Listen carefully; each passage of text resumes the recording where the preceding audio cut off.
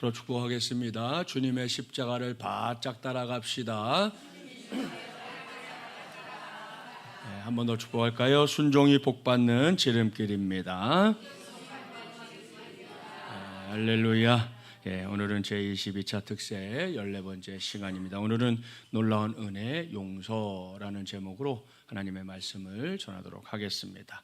어제 말씀드린 대로 오늘 우리가 교독했던 본문 예레미야서는 불순종하고 또 제멋대로 굴기를 일삼았던 남한국 유다가 멸망당한 이후의 상황을 우리에게 보여주고 있습니다.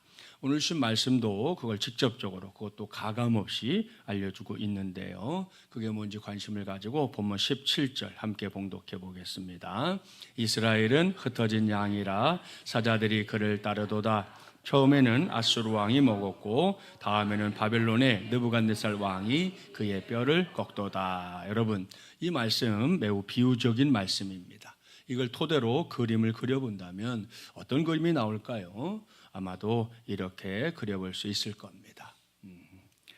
후 하는 생각이 드는데요. 이 모습 그야말로 사실적이고요. 또 너무 잔인해 보이죠. 그런데 이건 조금 더 과장된 게 아닙니다. 조금 전에 우리가 봉독했던 말씀을 다시 보십시오. 지금 우리의 눈에 보이는 것이 하나님께서 예레미야를 통해 이 말씀을 듣는 사람들에게 확실하게 알려주는, 또한 보여주는 불순종의 결과입니다. 그것도 아주 무서운 결과죠. 그렇습니다. 하나님은 걸핏하면 불순종을 일삼던 북왕국 이스라엘과 남왕국 유다를 뭐라고 비유하십니까? 흩어진 양이다, 이렇게 묘사하고 있는데요. 양처럼 힘이 약한 동물들이 강자들에게 자기들의 목숨을 빼앗기지 않기 위해서 선택하는 것 중에, 그 방법 중에 으뜸이 뭔지 아십니까? 그건 혼자가 아닌 무리를 지어서 사는 겁니다.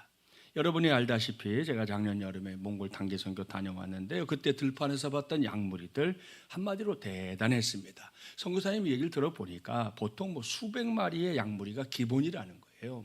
10마리, 20마리 정도가 아니에요. 300마리, 400마리, 500마리 이렇게 기본적으로 수백 마리가 기본 단위라는 겁니다. 그러니 그 모습이 이렇지 않겠습니까? 수많은 양무리가 보이죠. 무엇보다 저들을 지켜주기 위해서 불철주야로 수고하는 목자의 모습도 보입니다. 이게 남한국과 또 북한국의 본래의 모습이죠. 하나님이 친히 저들의 목자가 되어주시고 저들은 목자의 돌봄 속에서 복되게 살아가는 것 말입니다. 그런데 이 양들이 어느 때부턴가 자꾸만 이 목자의 말을 듣지 않는 것이죠. 그러면 그 다음에 벌어질 일이 뻔하잖아요. 양들이 제멋대로 굴게 된다는 것이고, 이렇게 이때까지만 해도 양들은 자기들이 목자보다 똑똑한 줄 알고 있는 거고요. 목자가 자기들을 이렇게 저렇게 통제하는 것보다 훨씬 큰 자유가 우리에게 주어졌다, 이렇게 생각했을 겁니다. 그런데 이게 끝은 아니라는 거죠. 오늘 주신 말씀 직전의 상황을 볼까요? 양들이 자유를 찾아 제멋대로 이리 뛰고 저리 뛰고 하다 보면 이렇게 덩그러니 홀로 들판에 남는 양이 반드시 생깁니다. 그럴 수밖에 없어요. 전에도 말씀드렸지만 얘네들 눈도 나쁘거든요. 그러니까 눈이 나쁘기 때문에 무리가 젖으면 자기 앞에 가는 그 양의 뒤꿈치 보고 가던 놈들인데 다 뿔뿔이 흩어지고 나니까 갈 바를 모르게 되니까 결국은 홀로 남는 일들이 왕왕 생길 수밖에 없는 거거든요. 바로 그때입니다. 양들이 무리지어 있을 때는 그 규모도 그렇고 또 특별히 목숨을 걸고 양들을 지키는 목자 때문에 쉽게 사냥하지 못했던 짐승들이 홀로 들판에 남은 양을 그냥 놔둘 리가 있겠습니까? 옳거니 먹잇감이 제 발로 찾아왔구나 이러면서 득달같이 달려들어서 홀로 남은 저 양을 사냥하는 거죠. 그러니 그 결과가 뭡니까? 우리가 조금 전에 봤던 바로 이겁니다. 그 이상도 그 이하도 없습니다. 사랑하는 여러분, 기가 막히잖아요. 너무 안타까운 일 아닙니까? 하나님이 이걸 두고 예레미야를 통해 말씀하시는 겁니다. 처음에는 어떤 사자에게, 아수르 제국이라는 사자에게 이건 북왕국의 멸망이다 말씀드렸죠. 그 다음은요, 바벨론 제국이라는 사자에게 이건 어제 우리가 새벽에 만나봤던 남한국의 멸망입니다. 그러니 참으로 참담한 일인데요. 그럼에도 불구하고 여기서 우리 모두가 오늘 반드시 상기해야 할 사실이 있습니다. 그것은 지난 3월 23일 월요일 새벽에 제가 전했던 설교 제목입니다. 심판하시나 구원하신다. 할렐루야. 우리 모두 이것이 하나님의 역사다, 이걸 단단히 믿기를 주님의 이름으로 축복합니다. 물론 목사의 바람은, 아니 성도인 여러분의 바람도 다르지 않을 걸로 생각합니다. 한없이 부족하고 모자란 우리지만 전적인 하나님의 은혜로 하나님의 백성이 됐습니다. 신약시대의 관점으로 설명해 볼까요? 지금 우리가 지키고 있는 이 고난주간, 이 거룩한 멈춤의 주간 동안 십자가를 향해 한 걸음 한 걸음 또 한 걸음 걸어가신 예수님을 이 시간에 떠올리지 않을 수가 없습니다. 그 은혜로, 그 사랑으로, 그 희생으로 우리 모두에게 주어진 게 뭡니까? 하나님의 자녀된 권세인 줄 믿습니다. 자, 그걸 전제할 때 우리의 삶에 정말 이제 할 수만 있다면 심판하시나 이게 없었으면 하는 게 목사의 바람이고요. 성도인 여러분에게도 목사와 같은 생각이 있을 거라 생각해요. 그런데 이런 바람이 우리에게 있다는 것과 상관없이 우리의 삶이 하루하루가 하나님의 뜻대로이기보다 하나님의 뜻과는 전혀 다른 방향으로 움직일 때가 많다는 것, 그것도 훨씬 많다는 것 부인할 수가 없습니다. 그래서 하나님 앞에 나올 때마다 그저 송구스럽게 짝이 없고요, 몸둘 바를 모를 때도 있습니다.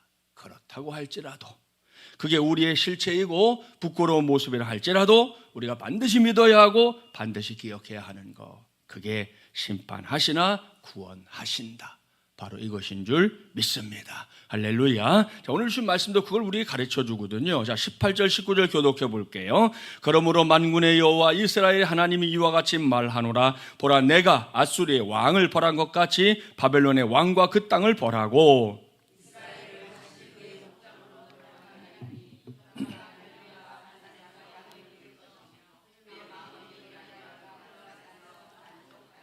아멘. 자, 이 말씀 세상이 다 알고 있는 이 세계사를 통해서도 얼마든지 확인할 수 있는 사실입니다. 주전 721년에 북왕국을 멸망시킨 아수르 제국, 당시만 해도 자기들의 영광이 계속될 줄 알았거든요. 그런데 아니었습니다. 주전 609년에 아수르 제국은 후발주자였던 바벨론 제국에 의해 멸망했습니다.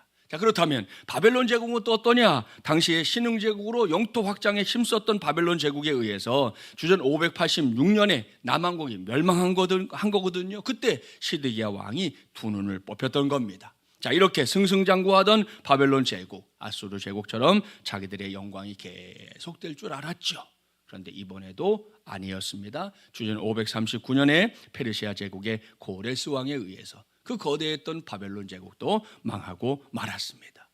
이렇게 아주 거세고 엄청난 역사의 물줄기가 그 땅을 휩쓸고 지나간 다음 하나님이 행하신 일이 뭔지 압니까? 하나님의 백성들을 다시금 그들의 터전으로 돌아가게 하신 것이죠. 이건 역시 역사적인 흔적을 고스란히 갖고 있는 사실입니다. 구약 성경 에스라서와 느헤미야서를 보면 페르시아 제국 시대에 유대인들이 1차, 2차, 3차에 걸쳐서 고국으로 돌아오게 됩니다. 이게 바로 포로 귀환 역사지요. 그리고 이게 하나님이 중요하게 여기시는 것, 우리가 이미 살펴봤던 세 단어 중에 뭐예요? 회복이다. 기억하시죠? 그뿐이 아닙니다. 하나님은 벌받기가 끝난 자기 백성들이 자기들의 땅에서 잘 살아갈 수 있도록 그들과 함께 해주셨는데요. 그 증거가 오늘 주신 본문 19절 말씀에 나옵니다. 그들의 마지막 고백이 뭐예요? 만족하리라 인데요. 자, 그 시절 하나님의 백성들이 남긴 뜨거운 고백이 구약성경 시편 126편에 고스란히 담겨 있습니다. 자, 자막에 나오니까요, 지금 말씀의 상황을 떠올리면서 한번 한 절씩 교독해 보겠습니다. 여호와께서 시온의 포로를 돌려보내실 때에 우리는 꿈꾸는 것 같았도다.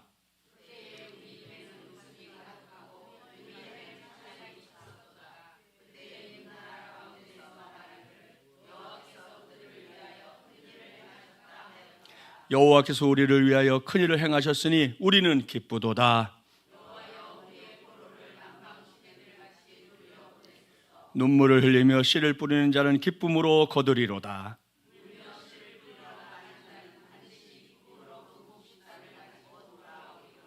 아멘, 할렐루야. 이러고 저러고도 설명이 필요 없지요. 여기에 기록된 말씀 하나하나가 포로기의 역사를 마치고 고국으로 돌아오는 이들의 고백, 회복을 경험하고 있는 이들의 고백입니다. 그들의 마음, 그 감격, 그 벅찬 마음, 그 뜨거운 찬송, 무엇보다 하나님께 감사하고 또 감사하는 그들의 모습이 이 짧은 말씀이지만 여기에 다 그려 있다는 거 볼 수 있지 않습니까?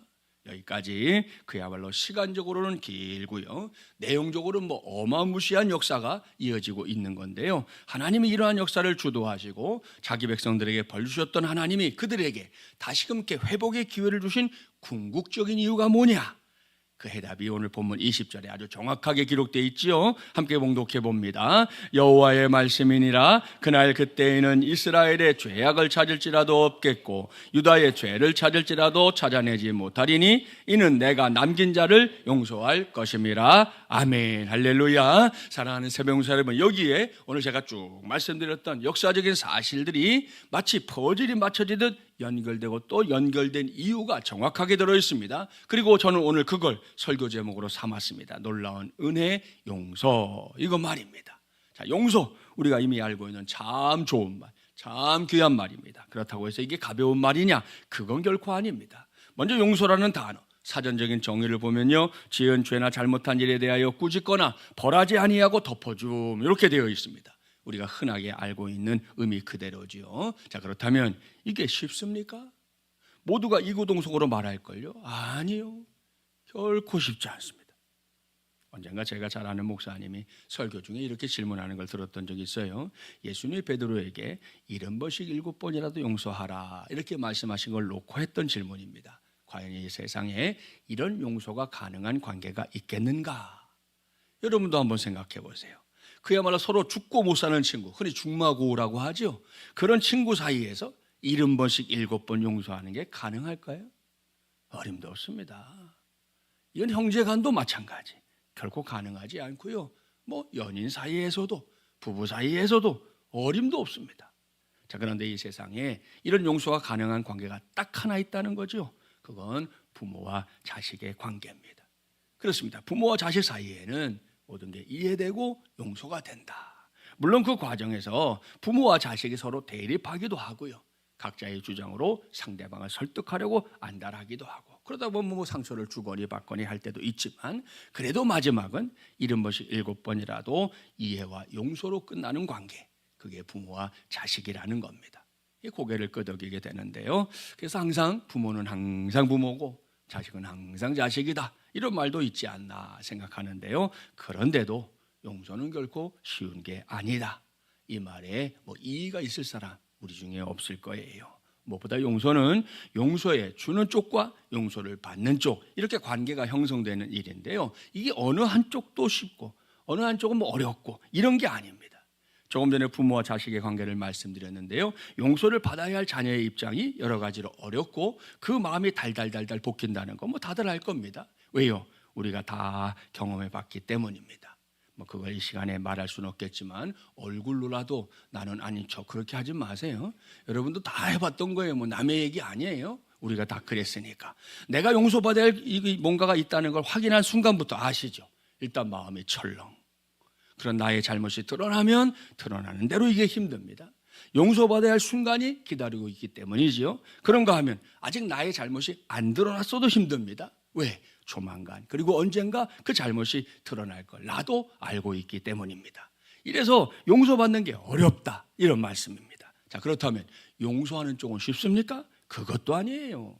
잘못의 내용이 작고 대수롭지 않은 거라면 그래, 내가 용서한다, 이제부터는 그렇게 하지 말아라, 이러면 끝납니다. 그런데 잘못이 크면 클수록 용서하는 편에서도 잘못의 크기만큼 고민이 커지는 거예요. 너무 쉽게 용서하면 반드시 재발할 거고, 뭔가 혼을 낸다면 어디까지, 얼마만큼 혼을 내야 하는 건지, 그게 과연 훈육의 방법이 되는 건지, 기타 등등 고민할 게 여러분 용서해 주는 쪽에도 너무 많기 때문입니다. 아주 간혹 있는 일인데요, 부모와 자식의 관계 말고요, 이 사회적으로 엄청난 무리를 일으킨 경우 피해자가 가해자를 용서하는 과정에서 용서해야 될 이 용서하려고 하는 피해자가 겪는 고통이요, 정말이지 상상을 초월할 때가 많아요. 미국의 오하이오주의 차든 고등학교에서 여기에 해당하는 끔찍한 사고가 있었습니다. TJ 레인이라고 하는 학생이 학교에 몰래 총을 가지고 들어와서 점심시간에 다른 학생들을 막 쏘기 시작했던 거예요. 미국에서 자꾸 일어나는 일이잖아요. 이 사고로 3명이 죽고 2명이 중태에 빠졌습니다. 그런데 이 희생자 중 한 명인 드미트리 튤린의 어머니가 그 사고 이후에 심경을 묻는 ABC 방송에서 인터뷰하면서 예수님의 마음으로 가해자를 용서한다, 이렇게 말해서 그 당시 아주 큰 화제가 됐던 적이 있습니다. 슐린의 어머니가 이렇게 말했습니다. 저는 아들에게 과거 속에서 살지 말고 용서함으로 늘 오늘을 살라고 가르쳤습니다. 하나님의 은혜는 날마다 새롭고 모든 것을 용서할 수 있게 만들기 때문입니다. 그래서 저는 예수님이 십자가에서 보여주신 용서의 마음으로 그를 용서했습니다. 총을 쏜 학생도 자신의 죄를 알지는 못했을 것입니다. 담담하게 용서를 말하면서도 눈시울을 붉혔더니 슐린의 어머니, 아들이 평소에 가지고 있었던 의사에 따라서 이 장기를 기증했고요. 그로 인해 8명이 새로운 삶을 살게 되었습니다. 사랑하는 세배용사 여러분, 이런 경우 용서해 주는 쪽의 고통이 용서받는 쪽의 고통보다 훨씬 더 클 겁니다. 틀림없습니다. 그리고 이것이 오늘 주신 말씀에서 하나님이 보여주시는 용서와 참 많이 닮았습니다. 지난 한 달 내내 예레미야서를 통해 하나님의 마음을 계속해서 들여다본 우리 아닙니까? 그 속이 어떻게 됐는지 아시죠? 속이 시커멓게 탔다. 이걸로는 우리 하나님의 마음을 다 표현할 수가 없을 정도예요. 그런데도 우리 하나님을 보십시오. 이스라엘의 죄악을 찾을지라도 없겠고 유다의 죄를 찾을지라도 찾아내지 못하리라. 여러분, 이게 진짜 용서입니다. 정말 하나님이 찾지 못해서 하는 말입니까? 아니죠. 얼마든지 찾을 수 있지요. 근데 더 찾아내지 않겠다는 말입니다. 무슨 말인지 아시죠? 용서하고 나면 그걸 잊어버리겠다. 바로 이겁니다. 왜? 그게 진짜 용서이기 때문입니다. 간혹 가정에서 엄마들이 아이들을 훈육할 때 뭔가 잘못했을 때 혼을 내거나 벌을 준 다음에 엄마들이 얘기하잖아요. 야, 엄마가 이제 용서해 준다. 이렇게 끝납니다. 자, 그렇다면 아이들이 그 다음에는 혼날 짓을 결코 안 하고 거룩한 성자처럼 얘네들이 살까요? 안 그래요. 또 저지르지요. 그때 제대로 된 훈육은 정확하게 이번에 잘못한 것에 대해 혼내거나 벌을 주는 겁니다. 그런데 대부분의 엄마들이 어떻게 하는가? 야, 너 지난번에 엄마가 용서해 줬는데 또 이렇게 하네? 너 그날 그런 일이 있었는데도 내가 용서해 줬는데 또 이러냐? 오늘은 엄마가 가중처벌을 해야겠다. 여러분, 이게 지난번에 잘못을 용서했다는 거예요? 안 했다는 거예요? 애들이 헷갈리는 거예요. 지난번에 엄마가 나 용서한다 그랬는데. 그 얘기를 또 들추고 또 얘기하는 엄마의 태도나 말이 이 아이에게는 내가 용서를 받았었나? 아닌가? 이게 헷갈리게 만드는 말이 된다는 겁니다. 이런 점에 있어서 우리 하나님은 확실하게 다릅니다. 오늘 신 말씀에서 자기 백성들의 죄를 찾아도 찾아내지 못할 것이다 이렇게 말씀하셨는데요. 우리 시대에도 다르지 않습니다. 지금 우리가 지키고 있는 이 고난주간의 끝에서 하나뿐인 아들 독생자 예수님에게 우리의 모든 죄를 다 전가해서 그 죄를 짊어지고 죽게 한 다음 우리 하나님이 하신 것, 그게 오늘의 주제인 용서입니다. 놀라운 은혜, 용서 말입니다. 그렇습니다. 우리 하나님, 우리가 예수 그리스도의 십자가 부활의 복음 앞에서 억만죄악 회개하고 뒤로 돌아 이 구령대로 하면 우리를 용서하십니다. 자, 그렇다고 해서 구렁이 담 넘어가듯 하는 걸 회개라고 착각하면 안 됩니다. 철저한 회개, 통렬한 회개, 내 인생 전체를 들었다 놓을 만한 회개가 있어야 합니다. 그러면 하나님, 더는 그 죄를 떠들추지 않습니다. 너 전에 이런 잘못했잖아. 너 그때 이 잘못했잖아. 그러지 않는다는 거지요. 그게 십자가의 은혜인 줄 믿습니다. 그렇다면 그렇게 구원받은 우리가 그 다음에는 완전한 삶을 사는가? 아까 아이들 예도 들었지만 그렇지 않죠. 죄의 굴레를 벗어나는 건 천국에 들어갈 때까지 이어집니다. 따라서 살다가 나의 죄를 발견했을 때 우리는 다시금 철저한 회개, 통렬한 회개, 내 인생 전체를 들었다 놓을 만한 회개해야 합니다. 그렇게 해서 우리의 구원이 하나님의 은혜 가운데 유지되게 하는 것, 여러분, 이것이 성도된 우리 모두의 본분인 줄 믿습니다. 자, 이걸 전제하고 여기서 우리가 한 가지만 더 생각하고 말씀을 마무리하려고 하는데요. 아마도 우리 중에 미래를 아는 능력, 예지력이라고 하면 좀 한 이야기가 있잖아요. 내가 좀 미래를 아는 능력이 있으면 좋겠다, 이런 생각 한 번쯤 안 해본 사람이 어디 있겠어요, 그렇죠? 이 사람과 결혼해야 하나? 과연 내가 이 직업을 선택하는 게 맞나? 하나님, 미래를 조금만 보여주세요. 조금만 단서라도 주시면 제가 무엇이 됐든 결정 내리기가 쉽잖아요. 이런 마음을 가지는 건 말입니다. 자, 그런데 곰곰이 생각해 보세요. 이게 실상은 감당하기 어려운 믿음의 시험이라는 거예요. 자, 왕자를 꿈꾸며 도망을 다니던 다윗, 또 15년의 새 삶을 허락받고 그 이후의 인생을 계획했던 히스기야, 심지어 겟세마네 동산에서 기도하시던 예수님까지 모두가 장차 자기가 뭘 겪게 될지 그 미래를 어느 정도 알았습니다. 자, 자기에게 어떤 인생이 펼쳐질지 그걸 알았다는 거지요. 자, 그렇다고 해서 여러분 그 미래로 가는 길을 편하게 여겼을까요? 그렇지 않습니다. 왜? 알고 있는 미래라도 그곳으로 향하는 오랜 시간을 인내와 순종으로 견뎌내려면 보통 큰 믿음이 필요한 게 아니기 때문입니다. 그걸 생각할 때 모든 크리스찬은 최소한 이 한 가지 측면에서 앞서 말씀드린 이 예지에 대한 책임감이라는 시험에 우리가 다 놓여 있구나 하는 걸 알아야 합니다. 오늘 우리가 살펴본 말씀의 주제가 딱 거기에 해당하는데요. 자, 오늘 말씀을 쭉 살펴봤습니다. 본문에 기록된 역사적인 사건들과 유대인들이 포로기에 돌아오게 되는 거, 그 모든 게 하나님의 용서에서 비롯된 것이다 이건데요. 이건 아직 오늘 말씀, 요 성경 말씀 자체에서 보면 현실에서 이루어진 게 아닙니다. 장차 있게 될 일입니다. 그리고 우리는 그게 이루어질 것이라는 걸 믿어 의심치 않습니다. 왜? 우리 하나님은 약속하시고 성취하시는 하나님이기 때문입니다. 그걸 우리가 단단히 믿기 때문이지요. 자, 그런데 이렇게 다가올 미래를 알고 있기 때문에 하나님이 미리 용서를 선포하심으로 생긴 은혜를 악용할 소지가 우리에게 있을 수 있다는 거예요. 우리가 하나님의 행하실 일을 믿는다니까요. 요만큼도 의심하지 않고 믿어요. 말씀대로 하실 거예요. 이스라엘 백성들이 정말 참담한 죄를 짓고 하나님께 불순종해서 나라까지 쫄딱 망해버렸지만 그게 끝이 아니고 하나님이 그들을 용서하셔서 다시금 벌받는 기간이 끝나면 돌아오게 하실 것을 믿는다고요. 믿는데 그렇게 미리 선포된 용서 때문에 믿는 자들이 그 은혜를 악용할 소지가 있다. 그러니 이거야말로 가장 흔한 요 예지의 부작용이다 이렇게 말씀드릴 수 있습니다. 이런 말입니다. 어디 보자. 옳거니 하나님이 미리 용서를 약속하셨지. 그럼 어디까지 용서가 될까? 우리가 어디까지 가면 하나님이 용서의 끝판을 보여주실까? 여러분, 이게 하나님이 우리에게 용서를 약속하시는 이유인가요? 아닙니다. 아니죠. 결코 아닙니다. 그래서 하나님의 용서를 이런 식으로 악용하는 크리스찬은 미안한 말이지만 용서의 의미를 아직도 깨닫지 못하고 있는 거예요. 그리고 하나님의 용서를 미리 알고 있는 우리 모두는 믿음에 따라 이걸 바르게 선택해야 할 책임이 있는 줄 믿습니다. 이런 거죠. 용서의 한계까지 하나님의 은혜를 이용할 것인가? 아니면 하나님의 사랑에 감사하는 마음으로 충성스럽게 그분의 길을 따라갈 것인가? 이건 오늘의 본문인 구약시대보다 우리 시대에 더 큰 책임감을 요구합니다. 예수 그리스도께서 십자가 달려 죽으시고 사흘 만에 부활하셔서 완성된 하나님의 구원입니다. 그리고 초대교회 시절부터 교회는 누구든지 예수 그리스도를 구세주로 믿으면 모든 죄에서 사함받고 하나님의 자녀가 됩니다. 이걸 열심히 가르쳐 왔습니다. 2000년 전부터 지금까지 앞으로도 우린 가르칠 거예요. 따라서 이건 사실 뭐예요? 공개된 비밀이죠. 공개가 돼 있어요. 그런데 이 비밀 속에 조금 전에 말씀드렸던 악용의 소지가 있다.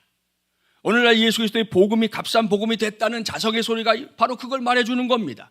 하나님의 은혜로 베풀어 주신 용서를 그걸 받는 쪽에서 적당하게 이용하고 적당하게 자기의 입맛에 맞게 바꿔가고 그렇게 되니까 예수 그리스도의 복음이 이 세상 천지에 그 어떤 곳으로도 값을 치를 수가 없어서 성경의 말씀대로 값 없이 주신 거거든요. 세상에 이걸 치를 값이 있으면 성경에 써 있었을 거예요. 예수님 베푸신 은혜는 얼마짜리다. 근데 그 값을 쓸 수가 없으니까 쓴 표현이 뭐예요? 값 없이.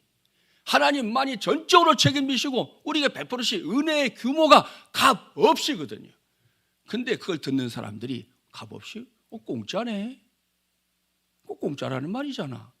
하고는 예수님의 복음을 값싸게 만들고 있다. 이것이 오늘 우리 시대가 자성해야 할 목소리입니다. 그러니 우리에게 그토록 거룩한 비밀을 맡기신 거, 여러분 이걸 하나님의 입장에서 한번 생각해 보세요. 이야, 우리 하나님도 어마어마한 모험을 하셨구나.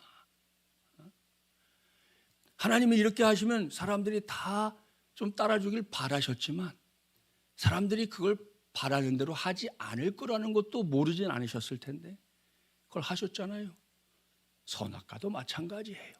선악과 놓고 뭐 이렇고 저렇고 말하는 사람들이 있는데 여러분, 선악과를 왜 만들어 놓으셔갖고 우리 인간에게 죄를 짓게 했냐고요? 뒤집어 봅시다. 하나님이 왜 그런 걸 만드셨겠어요? 너하고 나하고 그래도 쌤은 아니잖아. 내가 너를 창조했지 않냐? 내가 너 다 주고 네 마음대로 하라고 했지만 그래도 넌 내가 창조했잖아. 그건 알아줘야지. 그럼 그래서 만들어주신 게 선악과예요. 뭐 다른 걸 다 못 먹게 하고 선악과를 못 먹겠다 그러면 하나님이 나쁜 하나님이지만 성경 보셨죠? 다 먹으래, 다 먹으래. 남김없이 먹어, 다 먹으래. 근데 하나는 놔둬. 왜? 그걸 지켜주는 게 네가 나하고 선을 지키는 거야. 그게 선악과예요. 근데 그 하나 남은 거마저 홀랑 따먹고 하나님께 대적한 존재가 누구예요? 사람이에요, 사람. 하나님이 자유의지라고 하는 위대한 선물을 주셨지만 그 위대한 선물을 가지고 하나님께 순종할 수도 있고 불순종할 수도 있는 게 인간인데 인간은 굳이 불순종하는 걸 선택했다는 거예요. 그런데 하나님은 태초부터 계속 모험을 하고 있는 거예요. 오늘 우리 시대의 십자가도 마찬가지입니다. 십자가의 사랑과 은혜를 깨닫고 그 앞에서 구원받은 우리가 두 가지라니까요. 그 하나님의 은혜를 이용하면서 신앙생활을 할 수도 있고 그 하나님의 은혜에 매일매일 감격하면서 어떻게 나 같은 죄인을 위해서 우리 예수님이 그런 일을 하셨습니까? 내가 내 자신을 봐도 용서 못할 때가 많은데 어떻게 나 같은 사람을 용서하셨습니까? 그렇게 고백하며 주님 앞에 무릎으로 나아가거나 하나님의 모험에 우리 모두가 뭐 다른 교회는 모르겠어요. 우리 마주물이라는 교회와 우리 새벽용사들은 하나님의 기대에 좀 충분히 부응할 수 있는 그런 믿음의 사람들이 꼭 되기를 주님의 이름으로 축복합니다. 그것이 우리의 선택이에요.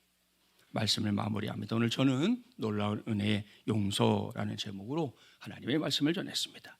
하나님의 역사는 북왕국과 남왕국의 멸망으로 결코 끝나지 않았습니다. 하나님은 세계사를 통해 아수르 제국과 바벨론 제국도 멸망하게 했음을 보여주셨습니다. 이 모든 게 우리에게는 일종의 거울이잖아요. 거울. 불순종하는 삶을 이제는 내려놓고 제멋대로 사는 것도 좀 내려놓고 정말 내 백성이 많고 내 자녀들이 많다면 내 말대로 좀 살아줄래? 내가 내 행복을 위해서 하는 말이 아니야. 너희의 행복을 위해서 하는 말이야. 그러니 이제는 이런 거울들을 보면서 옳거니 그렇게 하면 안 되는 것이로구나. 옳거니 이건 하나님이 기뻐하시지 않는 거로구나. 그걸 알았으면 이제는 그 거울을 보고 깨달은 대로 사는 거, 그것이 우리 모두의 몫이 되어야 할 줄 믿습니다. 그리고 이렇게 놀랍고 위대한 역사의 뿌리, 그것은 하나님의 용서였다는 거 잊지 마세요. 인간사에서도 용서가 쉽지 않다는 걸 생각할 때 하나님의 용서는 그 깊이를, 그 넓이를 다 헤아릴 수도 없습니다. 이번 주간이 그걸 자꾸만 생각하게 만드는데요. 거룩한 멈춤의 주간으로 정한 2026년도 고난주간을 통해 놀라운 은혜, 하나님의 용서 속에 저도 여러분도 기왕이면 푹 잠기는 시간 되기를 바랍니다. 다시 말씀드리지만 악용은 절대 사절입니다. 하나님의 마음을 하나님의 마음 그대로 받고 그 마음 그대로 누리기를 바랍니다. 그래서 돌아오는 주일, 부활주일의 영광이 우리 모두에겐 더욱 큰 영광이 되고 무엇보다 우리 가슴으로 그 영광을 누리게 되기를 주님의 이름으로 간절히 축원합니다.